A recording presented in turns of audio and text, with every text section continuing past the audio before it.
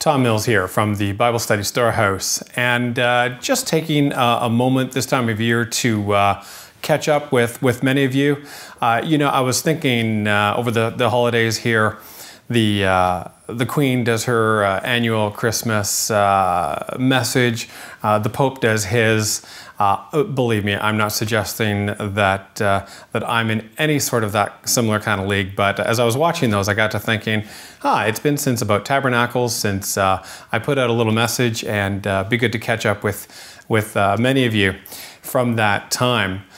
You know, at that time, just before Tabernacles, I was just sharing how important it would be for that opportunity in St. Louis for people to connect. And I know a lot of people took that opportunity to connect with one another.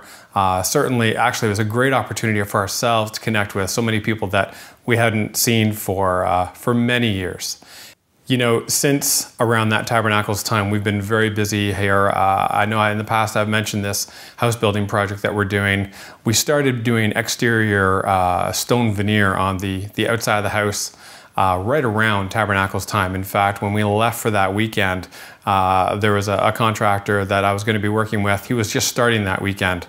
Well, I worked with him since then until about 2 weeks ago. We spent about 8 weeks doing exterior stonework on the house, and I have never done that kind of work before. I've done a lot of different trades in this house building project. It was probably the longest stretch of time I've done working on any one specific thing. Spent a lot of time outside. I'm so glad to have it done. Of course, we got interrupted with a week of Hurricane Sandy that kind of blew through here and made it very wet and just unsuitable for doing stone, but we finally got that done. Part of the point is there that during that period, just never got around to getting the Tabernacles videos edited and out. We're doing that this week, working on those videos, and hope to have those out very shortly. Apologize for the delay on that, but there is just so much to do. So we're going to be getting that out shortly.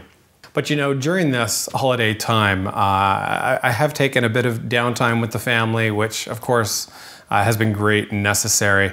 But spent a bit of time watching a video from a group called Jesus Culture. Now, if you're not familiar with Jesus Culture, they're a group out of Redding, California, that pretty much, as I understand it, started off as a church worship group, worship team, and have grown over the past number of years to really become very influential, especially within the youth worship music scene.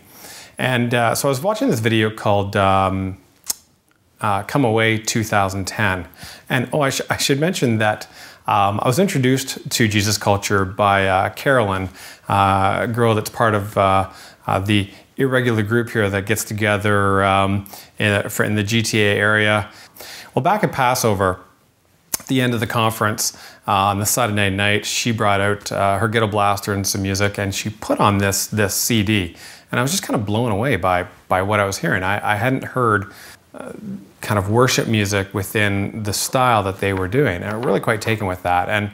And just taken an opportunity to, whether I'm working outside, again, doing stonework or whatever it was with the headphones, and just an opportunity to kind of enter into worship and have had a number of encounters while I've been in that space.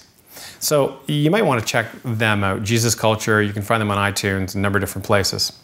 The DVD I was watching was Come Away 2010, and as part of that DVD, there's a section on there that's kind of like behind the scenes of the making of that DVD. Well, they did this pretty much a world tour that they went on, and one of the scenes is the bass player, and he mentions how when they were in South Africa, and the waitress asked him kind of, you know, what he was doing, and he mentioned he's with this band Jesus Culture. Well, she knew the group. And he was just so blown away how he could have never imagined, as a guy, I'm understanding that he grew up kind of in the California area, as an individual, how he could be having such a large impact in a way that he just never imagined. And it really got me thinking again about how we so often, we're doing our individual thing, but when we come together, the sum of our parts always becomes greater. We always become greater than just a collection of individuals. this collection of individuals in this group, Jesus Culture, they're having such an impact. We also have that same opportunity within this ministry sphere, whatever we're doing as part of the body of Christ in this place, as we're working things out. We have the opportunity as individuals to work together in a way that really allows us to become greater than just a sum of individuals. And I just wanted to share that message, to share that thought, that wherever you're at in this mix, whether it be individuals or ministries, the opportunity to come together and bring our giftings and our callings. And it's been a theme, of course, that has kind of kept reoccurring over this past year of connecting the body of Christ. And I'm just looking forward to seeing where Father's going to take that in this upcoming year. Now, I just want to mention one other thing. Back for the Passover videos, we did something a little bit different there. We took those videos, once we were done editing them, and we made those videos available online as well as on DVD form. So there was the opportunity for people there to go and watch the video online. Well, a lot of people enjoyed those videos. We've looked at the statistics, and a lot of people watched those videos through there.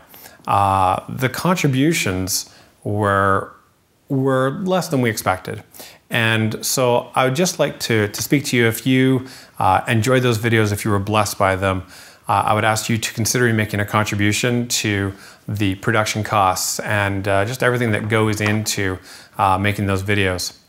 You know, we are honored to be, Lisa and I and the family here, we're honored to be part of doing our part in getting the word out, whether it be to yourself and maybe people that, if you've been learning for a substantial period of time, or whether you're just new to the message of Stephen Jones and James Bergerman and many others.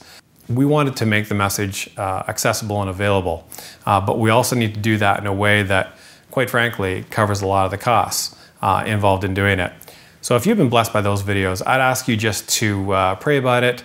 There's a donation button on the BibleStudyStorehouse.com webpage. When you go to the homepage, there's a donation button on the middle left-hand side. You can just use that to quickly make a donation. We'd appreciate it. It really makes a large difference in terms of what we're able to do. And as the Tabernacles videos comes out, we're going to try something a little bit different there.